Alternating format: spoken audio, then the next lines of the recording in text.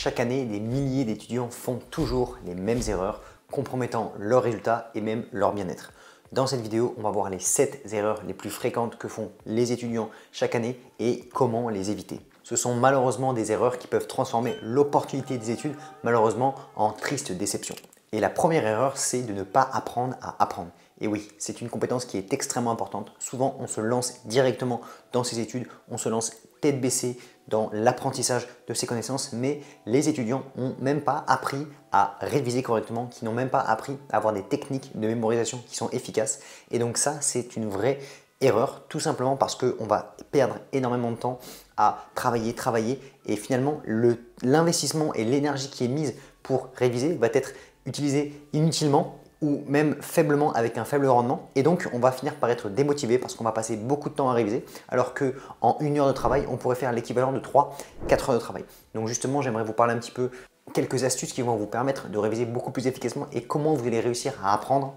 Donc les techniques qui ont fait le plus leurs preuves sont au nombre de 3. La première, c'est la technique de répétition espacée qui consiste à réviser plusieurs fois ses cours à intervalles précis et réguliers. Donc ça peut être par exemple le réviser le jour J, le lendemain, une semaine après et 2 semaines après. Déjà, ça permet d'avoir un ancrage des connaissances. La deuxième chose, ça va être de vraiment réviser en étant extrêmement concentré. C'est très important de ne pas travailler lorsque vous êtes distrait parce que tout simplement, lorsqu'on est distrait, on n'arrive pas à vraiment ancrer profondément les connaissances. Et ça va avec un autre élément qui est de comprendre ses cours. Ça va bien sûr dépendre de quel type d'études on est, mais si on ne comprend pas bien ses cours, si on se contente d'apprendre par cœur, finalement le cerveau est une mauvaise machine pour apprendre par cœur et donc il va falloir vraiment avoir un beau taux de compréhension de ses cours. On va voir qu'il y a d'autres outils pour pouvoir faire ça, mais si on se contente uniquement d'apprendre par cœur et qu'en plus on travaille de manière non concentrée sans être vraiment à fond avec des boules caisses, un casque anti-bruit, dans un lieu qui est calme, mais finalement on va avoir des taux de travail qui sont très peu rentables. Donc inutile de passer 5-6 heures dans la journée avec son téléphone, en ayant la télé qui n'est pas très loin, etc. à essayer de travailler plutôt que de passer 2 heures à fond concentré. Mais le problème, c'est que travailler de manière 2 heures concentrée, c'est quelque chose qui est difficile. Concentré, ils ont des résultats qui sont significativement différent de quelqu'un qui va travailler 6-7 heures de manière non concentrée.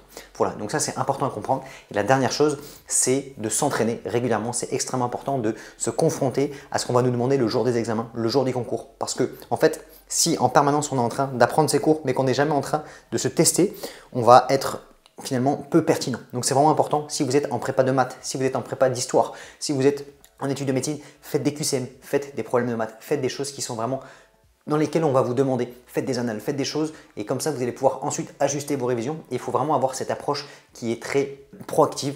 Il faut se tester, même si vous avez des mauvaises notes, c'est pas grave, ça va vous permettre justement de mieux réviser la prochaine fois. Mais il faut savoir se remettre en question et surtout se mettre dans le ring. Il faut savoir faire des exercices, c'est extrêmement important. Voilà, donc là on a vu les 3 astuces pour réviser beaucoup plus efficacement. Deuxième chose, c'est de considérer les études comme un jeu qui se fait tout seul.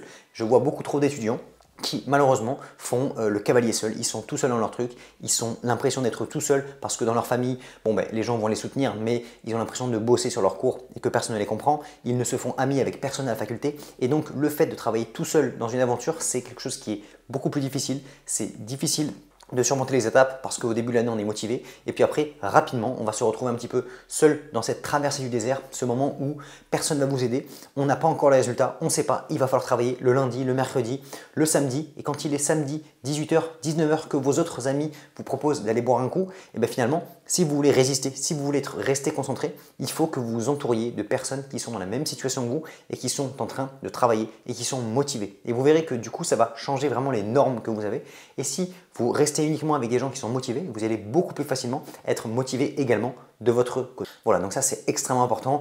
Trouvez-vous un groupe d'amis. Je sais que par exemple nous en études de médecine, on a ce qu'on appelle un système d'écurie dans lequel on a des organismes qui nous aident à préparer les concours. Et donc dans ces organismes-là, on peut trouver des gens, des groupes de gens qui sont motivés. Donc essayez de sympathiser avec des gens comme ça. Si vous avez des groupes d'amis qui sont motivés, c'est important. Et ça marche aussi dans l'autre sens. Si vous avez des gens qui ne sont pas du tout motivés, vous voyez qu'ils font les études un peu par défaut ou bien qui ne sont pas déterminés à avoir des bonnes notes, il faut aussi savoir dire stop, savoir se séparer un peu de ces gens-là pour justement justement trouver des gens qui sont plus alignés avec vos ambitions. Donc ça, c'est hyper important et vraiment ne pas sous-estimer l'entourage. Bien au contraire, c'est un élément extrêmement important dans la réussite. La troisième erreur à ne surtout pas faire, c'est le cramming. Donc le cramming, c'est quoi? C'est le fait de se cramer juste avant les examens. C'est quelque chose d'extrêmement fréquent, c'est-à-dire que toute l'année, on ne va pas réviser tout simplement parce qu'on n'est pas motivé, tout simplement parce qu'on n'est pas simplement un système facile pour pouvoir travailler. Donc au lieu de travailler 1 heure ou 2 heures tous les jours, vous allez travailler 10 heures par jour, une semaine ou 2 semaines avant les examens. Et le problème de ça, c'est que de 1, vous allez finalement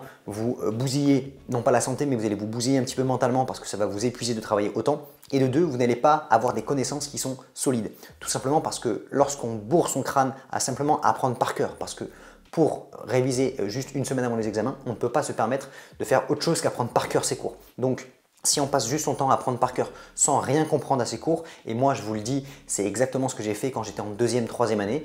Première année de médecine, on bosse à fond, et 2e, 3e année, on prend, il n'y a plus personne qui bosse et on bosse justement juste 2 semaines avant les examens. Sauf qu'on a quand même beaucoup de cours et du coup on apprend tout par cœur. Et qu'est-ce qui s'est passé en 4e année quand je devais avoir des notions que je devais revoir depuis la 2e, 3e année? Et je ne connaissais rien tout simplement parce que je n'avais pas du tout fait ce travail de fond, ce travail de compréhension et j'étais simplement là à repartir de zéro. Donc en fait c'est un travail qui est inutile et vaut mieux juste s'organiser, travailler 1 heure ou 2 le matin. Imaginons vous dites de 8 h à 10 h ou de 8 h à 11 h je travaille de manière concentrée, efficace. J'ai pas mon téléphone, je le mets de côté et je travaille 3 heures tous les jours ou 2 heures tous les jours, vraiment toute l'année. Et après, vous avez tout votre après-midi pour aller faire du sport, pour aller voir vos amis, pour faire ce que vous voulez.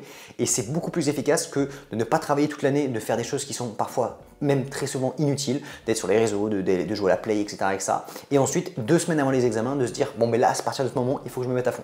Donc vraiment, si vous ne faites pas cette erreur et que vous travaillez régulièrement toute l'année avec des bonnes plages de travail qui sont efficaces, vous verrez que vous allez être au-delà de 90% des gens parce que tous les gens qui vont regarder cette vidéo ne feront pas ça, c'est sûr et certain. Donc si vous, celui qui regarde la vidéo ou celle qui se dit « Ok, je prends ce conseil à la lettre parce que j'ai compris que c'est important et que même si je ne suis pas en train de préparer des concours, que je n'ai pas besoin de travailler toute l'année 10 heures, mais que j'ai quand même des examens qui sont importants, juste le fait de travailler régulièrement toute l'année, au moins 2-3 heures de manière concentrée, ça vous fera la différence parce que vous allez pouvoir vraiment distiller l'information au fur et à mesure de l'année, prendre le temps de comprendre et vous allez avoir des connaissances qui sont bien plus solides.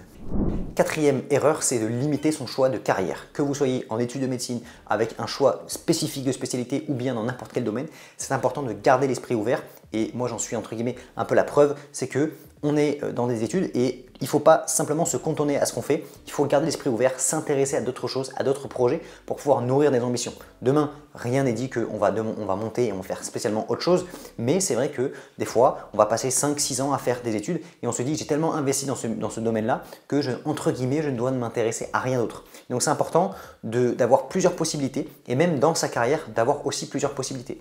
Nous, en études de médecine, une fois qu'on a choisi la spécialité, on peut faire plein de choses différentes. On peut travailler à l'hôpital, on peut travailler en clinique privée, on peut travailler dans un cabinet privé, on peut travailler au ministère par exemple, peu importe, mais on peut vraiment avoir beaucoup de possibilités. Il ne faut pas se restreindre uniquement aux choses que l'on connaît.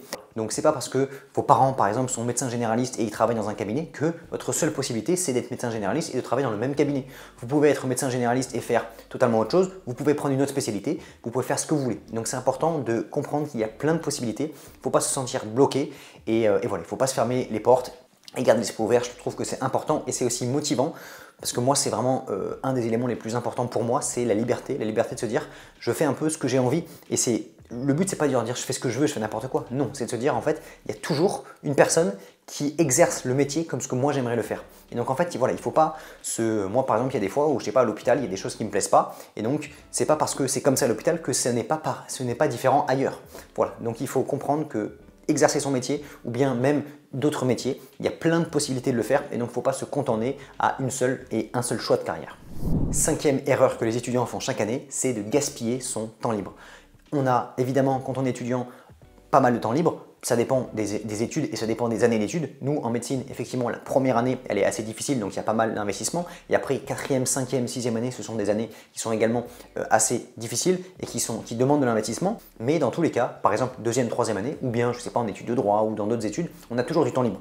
Et ce que je peux vraiment vous encourager, vous conseiller, alors c'est un conseil personnel, mais vous faites ce que vous voulez bien évidemment, mais donc c'est hyper intéressant d'utiliser ce temps libre pour faire des choses qui sont intéressantes, se mettre au sport, découvrir de nouvelles activités, découvrir de nouvelles occupations.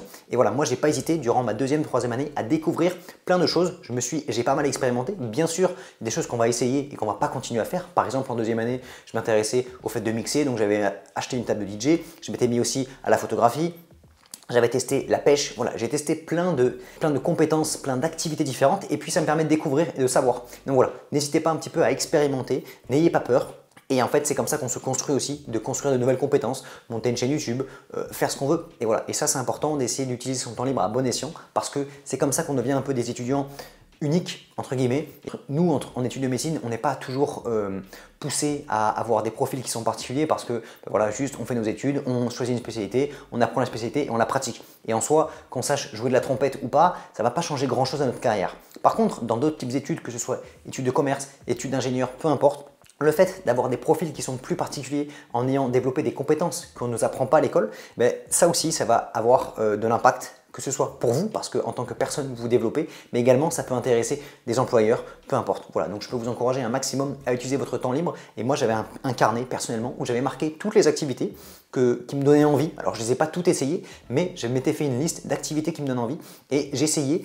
Des fois, il y a des activités qui demandent beaucoup d'investissement et donc c'est pas grave, on les tente pas.